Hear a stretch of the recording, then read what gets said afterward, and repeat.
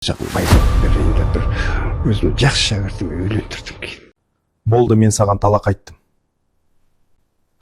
Тоқта бауырым, бұл ойын емес.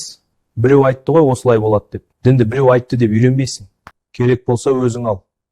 Сыйлық саған. Не деп тұрсың? Олай жасауға болмайды. Жақында бір имам да солай жасап әйелін сыйлап жіберді ғой. Бауырым, ол жалған ақпарат. Ол кісі имам да емес. Ақпаратты тексеріп алу керек. Кім айтты, қайдан шықты? Әйел деген зат емес, бауырым, мә деп бере салатын. Талақ айту Аллаға ұнамайтын іс. Ажырасу, ажырау деген мағыналарды білдіретін талақ сөзінің ислам дініндегі терминологиясында ерлі зайыптының, яғни күйеуінің әйелімен некелік байланысын үзу дегенді білдіреді. Жаратушы ие қасиетті Құран кәрімнің Ниса сүресінің 34 аятында, егерде әйелдерің сендерге бойсынып жатса, онда ажырасуға сылтау іздемеңдер. Расында Алла жоғары мәртебелі әрі ұлы деп келеді. Пайғамбарымыз саллаллаху алейхи уассаламның хадисінде болса, яғни Алла тағала адал еткен нәрселердің ішіндегі ең жек көріністісі ол талақ айту, яғни ажырасу деген.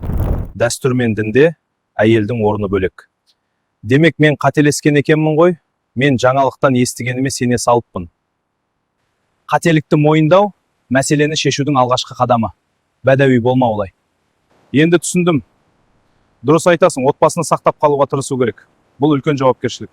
Қазіргі таңда өкінішке орай көптеген жастардың бір-біріне деген түсініспеушілігі себепті арада кішкентай сәбилер тірідей жетім қалып, олардың психологиясына, олардың тәрбиесіне, тіпті болашағына да орасан зор зияны тигізуде.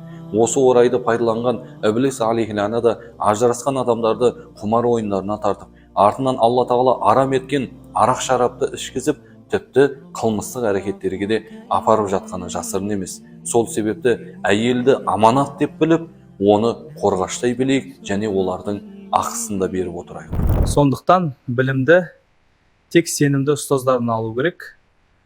Мешіттерден, медреселерден үйреніңіздер.